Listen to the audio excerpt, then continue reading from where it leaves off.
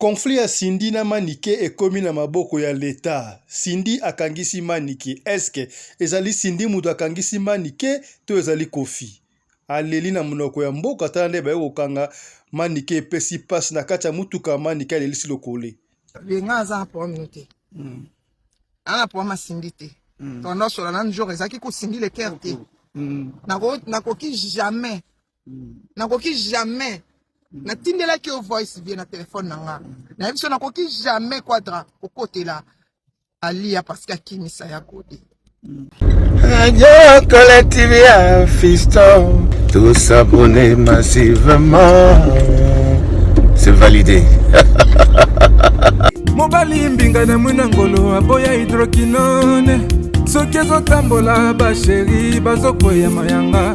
Na retrouver douce tendresse affection epana yo.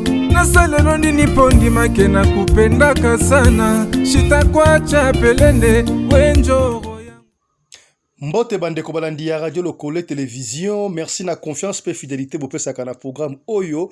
Toye to ko umela mingi te, toye na information oyo zotambola déjà na réseaux sociaux, conflit oyo prozaki Manike na Cindy le cœur, alanga nzeme munene ya mboka na biso toyebi ke Cindy le cœur alobaka mingi te, ba finga batonga alobaka te, me kasi lelo yo boye eloko sali pasi ya solo tango Manike alobaki makambuye ke abimana artiste musicien Fally Ipupa.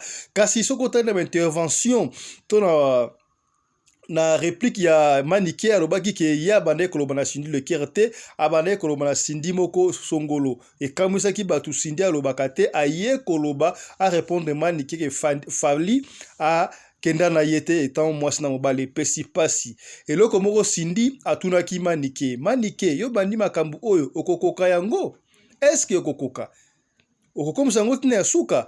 Manike répondaki non, akokangisa ete, po ya ebi ete, eloko moko te soka kangisye, akobimisa ba vérité. Boyebi, makambu soke elekeli bino esengaka bakende pa ba zuzi, yango omoni, Cindy le cœur aportaki plainte bazuzi bakangi bongo Manike yewa bakangi ye ba okende na ye na ndako na prison epesi pasi balinkutu bataye na coffre Manike azokolela boko tanga na coffre te epesi pasi ya kosakana te bande ko tosala ka attention tango tolekaka na ba réseaux sociaux.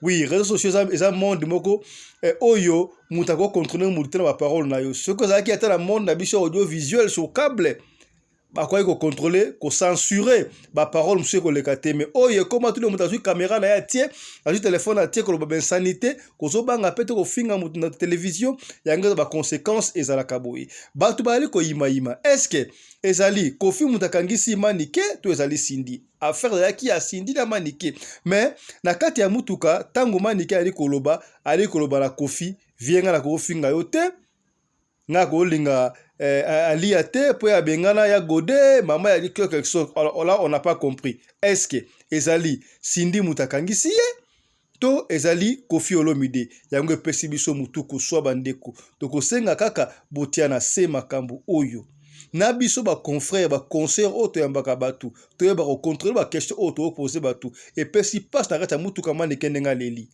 Benga aza po minuté. Ana po ma Cindy te. Tondo sola na njoka ezaki ko Cindy le cœur te. Nakoki jamais. Nakoki jamais. Na tindela ki o voice via na téléphone nanga. Na biso nakoki jamais quadra au côté là. Alia parce que kimisa ya kodi. Na maroki.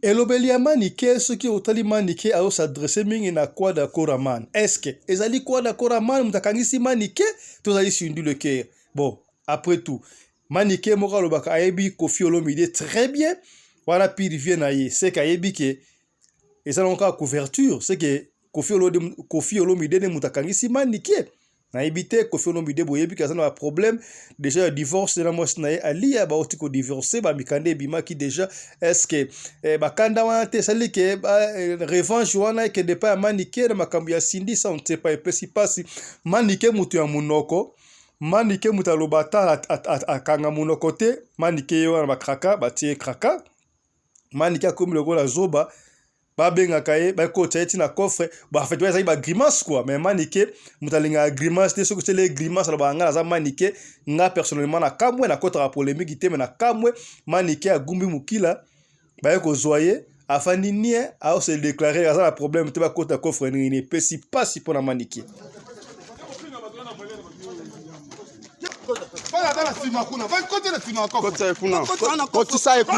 benga aza na problème no te ana problème asindi te tondo sola na jour ezaki kosindi le cœur te nakoki jamais natindelaki yo voice vie na telefone na nga nayebi so nakoki jamais quadra kokotela alia parce que akimisa ya kode na maroki obibie pela mande ya kalamu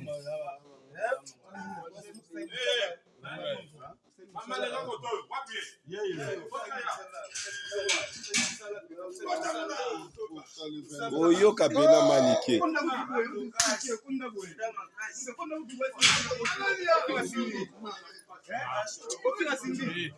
esili de ayakoti usko obibie bamanda so pwani obebisi réputation ya parquet na apesako bamanda aloko oyeba lelo okutana na procureur nakosenga pe na baconfrère baconsœur soki oyambo invité please talaka baquestion okopose mutu question mosusu yo pose na yo me maloba ya ndeko na se ya kanda enuire ndeko tala nde ndeko asuki nakosenga kofina sindi balinibisa ye merci. Pour l'habillement des classes de vos enfants, pour l'élégance de vos enfants, désormais visitez le magasin Little People Shop chez Mama Charlotte Caputo. Little People Shop chez Mama Charlotte Caputo, l'habillement officiel de vos enfants. Awa et pas Mama Charlotte. Mwana mboka bo monake bana mboka congolaise tala biloko ya kosala et pas bapaya acheli biso bilamba banda de 0 à 3 mois yango yo soto yawa de 6 à 9 mois toke wana de 9 à 12 ans tozana nyonso bana mibali na bana basi soto yawa bomoni oya bana basi ndenge mwana zo putsana toza lokola wato yene 8 ans ti komata yango yawa koto yo ndi makambo mwana zo bimondire ministre ya bataille nyonso yango ba Samuel ba Chuchu yango yo abika la tsabana oyine to butaka elengi tala ba fest bana mwana bimi na fete bato bakomobanga soko lingo somba biloko yo omonike olingo sepelisa mwana na yo ko déplacer na yo te okotika na internet okomona adresse na biso yango wana. Little People Shop chez Mama Charlotte Caputo. Adresse Edenval, Greenstone Shopping Center, shop numéro L119. Téléphone 011 52 46 366. À Jamestown, nous sommes sur Meyer Street 183. Jamestown Town, Johannesburg, shop numéro 5. Téléphone 082 324 85 22. Place nyonso zali benga biso kotaka ligne benga biso teotiko bilamba tina ndako.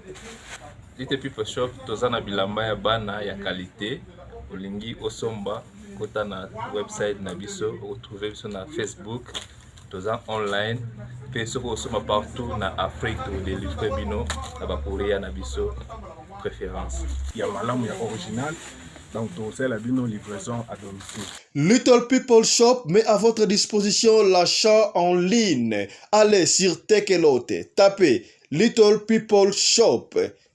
Choisissez l'article de votre choix. Il vous sera délivré jusque chez vous à la maison. Mais aussi, allez sur Zando, tapez Little People Shop. Choisissez l'article de votre choix. On va vous le délivrer jusque chez vous à la maison. Visitez notre Facebook page, Little People Shop. Little People Shop, ya biso moko. Little People Shop, ya bana mboka.